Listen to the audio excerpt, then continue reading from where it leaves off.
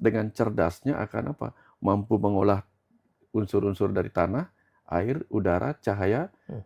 menciptakan aneka warna sedemikian rupa, bahkan menciptakan aroma-aroma, menjadikan tubuh ini sebagai kendaraan bagi sang ruh, sang kecerdasan atau percikan kecerdasan atas sadar atau Tuhan dalam diri kita, percikan Tuhan dalam diri kita. Tentu intuisi itu sesuatu yang sifatnya tidak menilai baik buruk. Sehingga kalau ada orang yang berbuat baik uh, sambil di syuting, ya mungkin saja memang maksudnya untuk keterbukaan. Tapi pada intinya adalah kita kalau memang tulus melihat sesuatu, kita pun tidak akan menilai apa-apa.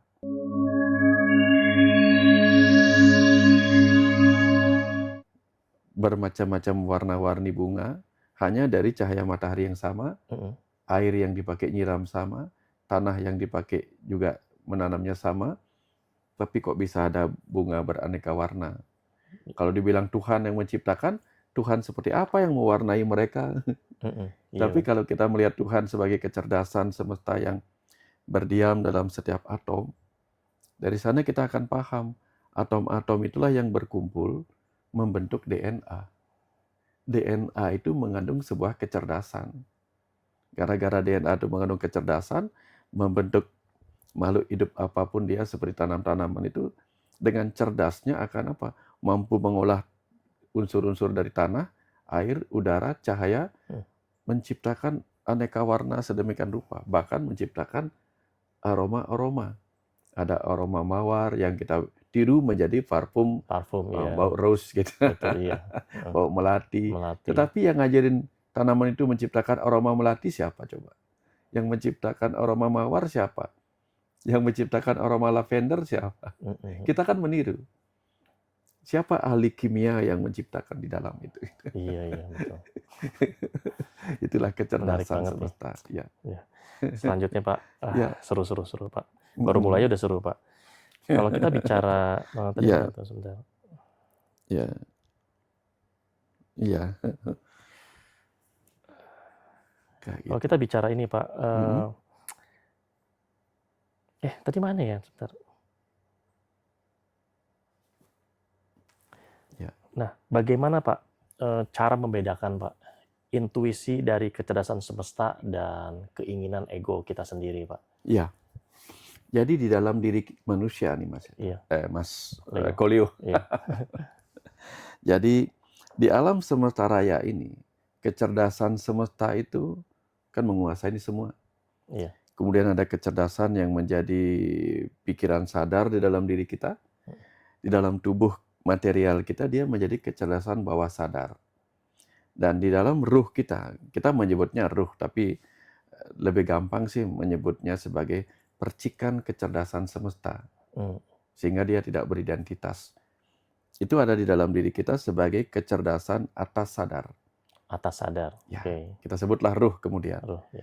Nah, jadi kecerdasan sadar di pikiran inilah yang kemudian bertugas untuk menjadikan tubuh ini sebagai kendaraan bagi sang ruh, sang kecerdasan atau percikan kecerdasan atas sadar atau Tuhan dalam diri kita, percikan Tuhan dalam diri kita untuk menjalankan visi, misi, peran, tugas kehidupannya di dalam tubuh ini. Nah, pikiran sadar ini kemudian dibantu oleh kecerdasan tubuhnya, juga dibantu oleh kecerdasan ruhnya, kecerdasan atas sadarnya. Nah, ketika pikiran sadar tidak tahu apa yang harus dilakukan, disitulah ada kilasan aliran pengetahuan atau peringatan atau sinyal-sinyal atau petunjuk dari kecerdasan ruhnya yang tahu masa depan, yang tahu apa yang tak terlihat. Itulah yang kemudian menjadi intuisi. Yang diberi istilah oleh pikiran sadar kita sebagai intuisi. Karena bukan dia yang memikirkan itu. Kalau dia yang memikirkan itu disebutnya analisa. Pikiran sadar menganalisa apa yang mungkin terjadi. Iya, dia menganalisa ya. Menganalisa dengan segala informasi dan data-data yang dia punya. Dia menganalisa berdasarkan pola-pola yang dia cermati, kemungkinan-kemungkinan yang akan terjadi di masa depan. Tapi ada sesuatu yang kadang tidak dia perhitungkan. Tiba-tiba dapat aja intuisi. Jadi ada sebuah petunjuk dari batin atas sadar atau kecerdasan ruhnya kepada si pikiran sadar. Nah, beda dengan apa yang muncul dari dorongan tubuhnya. Dorongan tubuh itu kan dia melindungi kita, membuat kita terlindung dari bahaya, Mhm. maka muncullah reaksi-reaksi ego. Kalau ada sesuatu yang berbahaya, maka kita didorong untuk fight or flight, melawan ancaman itu atau melarikan diri dari ancaman itu. Maka muncul bisikan. Bisikan yang mengajak kita menjauh dari bahaya atau melawan bahaya. Itulah reaksi ego. Sehingga kalau kita mau membandingkan antara intuisi dengan ego, tentu intuisi itu sesuatu yang sifatnya tidak menilai baik buruk, cuman bersifat membimbing kita. Beda dengan reaksi ego yang berupa fight or flight, itu tentu dorongannya berupa ancaman yang yang harus kita reaksikan berupa penyelamatan diri atau dengan cara melawan gitu. Itu bedanya di situ. Bedanya di situ ya, Pak, ya? Nah, jadi intuisi itu memberikan tuntunan kebenaran, ego memberi tuntunan pembenaran. Pembenaran untuk menjauh atau menghindar, pembenaran untuk melawan. Oke. Ya. Bisa dibilang kalau intuisi juga, kalau muncul intuisi, Hmm. berarti itu sebenarnya tuntunan atau memberikan solusi ya, Pak? Ya. Atas Contoh paling ya. sederhananya begini. Pernah nggak misalnya Leo ketemu orang yang tampak kekurangan, tiba-tiba dari dalam Leo ingin memberi. Oh iya, sering itu, Pak. Bukan karena, oh saya ingin memberi supaya saya dapat berkah ini, berkah Dapat itu, berkali-kali enggak ada. lipat itu. Nah, Iya, karena dorongan saja di dalam. dorongan, iya. Nah, itu contoh intuisi. Oh iya, paling gampang itu ya, Pak, Paling ya? gampang. Nah, kalau ego bagaimana? Ketika melihat orang minta-minta, tiba-tiba ada pemikiran, ini kasih apa enggak? Oh jangan dikasih. Dia bodinya gede masa dikasih kayak Masih gitu. muda gitu Masih ya? muda, dia harusnya bisa kerja gitu. Iya. Atau yang lainnya, kasih aja supaya dapat pahala surga. Nah itu Oke. kan dorongan-dorongan kebutuhan lain itu. Iya. Keinginan kita untuk dipengaruhi oleh nilai-nilai baik buruk. Mhm. Kalau intuisi dia tidak dipengaruhi nilai baik buruk. Hanya dorongan alami gitu. Bantu-bantu aja? Bantu-bantu aja. Ngasih-ngasih aja ya? Itulah Oke. ketulusan, keikhlasan. Beda dengan ego. Wah, aku ingin memberi supaya disebut baik. Ada timbal balik ya? Ada timbal balik pasti di situ. Oke, kalau intuisi satu arah aja ya, kasih-kasih Ya, aja. ya kan kadang-kadang Intuisi ya? ego itu kan memberi ancaman juga, tanda petik begini. Oh, kalau aku tidak beri, nanti aku tidak disebut orang baik. Oke. Jadi kita menghindar dari sebutan sebagai orang tidak beragama, yang ini kamu pasti nggak beragama sehingga nggak pernah mau nolongin orang. Kan ada rasa takut juga. Iya, iya. Cemas disebut orang tidak baik, maka oke dah aku beriin. Atau bisa juga Pak ya, Ya. waktu mau ngasih, tapi di syuting Pak. Nah. Akhirnya itu hanya untuk flexing. Itu ego ya Pak? Bisa Bukan? juga. Ya. Bisa juga ya. Bisa juga. Ya. Kan beberapa waktu belakangan sempat rame kan Pak? Iya, ya. Apapun itu, ketika kita memberi demi sebuah tujuan. Oke. Demi sebuah tujuan. Sebuah tujuan. Ya pasti itu, ya namanya juga sebuah tujuan. Pasti ada kepentingan di situ kan. Entah kepentingan untuk baik, entah kepentingan untuk memberi teladan. Tapi kalau kita melakukan sesuatu, kebaikan, dorongannya dari dalam, tiba-tiba ada orang lain syuting, menyebarkan, bukan karena kita, itu kan lain lagi urusannya. Iya. Dia memang murni aja ingin membantu, bukan karena dari dirinya sendiri gitu kan. Oke. Atau tapi ada juga sih orang-orang yang melakukan kebaikan, lalu di syuting, Iya.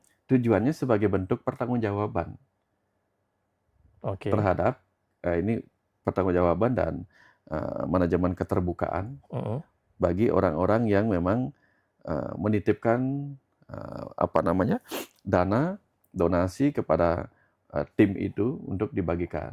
Itu kan hanya sebagai sebagai dokumentasi real supaya yang memberikan itu juga ikut merasakan bahagia. Karena apa? Oh, ternyata uang yang kutitipkan benar-benar dibagikan kepada orang yang tepat oleh orang yang kutitipkan. Sehingga kalau ada orang yang berbuat baik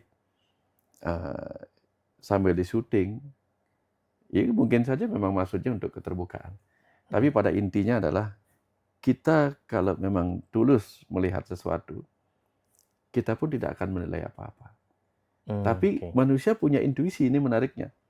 Manusia punya intuisi. Dia tahu mana orang yang syuting untuk flexing, Iya. dia tahu mana orang syuting untuk melakukan kebaikan, syuting, tapi untuk manajemen keterbukaan. Dia tahu.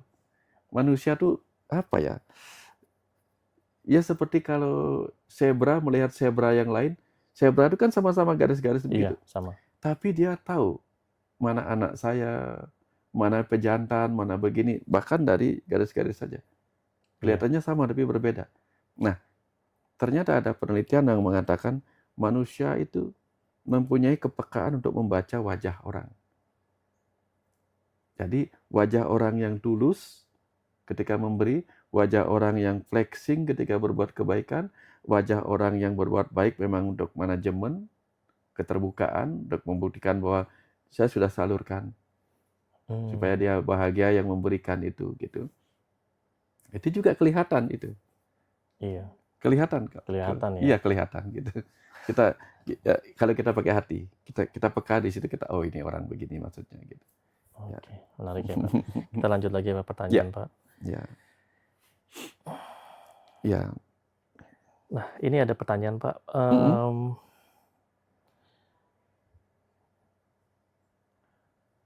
Apakah kegagalan, Pak, kalau kita bicara ya, Mm-mm. kegagalan nih kan pasti ada orang yang berhasil atau ada orang yang gagal atau lagi berproses ya, Pak ya. Ya. Apakah kegagalan itu tanda kita salah manifestasi atau justru semesta itu sedang mengkoreksi arah hidup kita, Pak? Kadang-kadang kita yang salah menilai. Misalnya begini, kita melempar benih jagung. Dalam 3 bulan dia tampak sukses Mm-mm. menjadi buah jagung. Menjadi pohon berbuah jagung. Lalu kita lempar di sebelahnya benih mangga. Dalam 3 bulan dia belum jadi apa-apa. Wah, ternyata mangga yang kutanam itu gagal berbuah. Bolehkah kita menyebut demikian? Kan ternyata enggak. Karena memang benih jagung dengan benih mangga, masa bertumbuhnya berbeda, masa berbuahnya berbeda. Ya, misalnya kita bermanifestasi nih, minggu depan aku akan punya uang 10.000. Kalau cuma 10.000 kan gampang terjadinya. Iya. Tapi kalau kita bermanifestasi, minggu depan aku akan punya uang 10 triliun.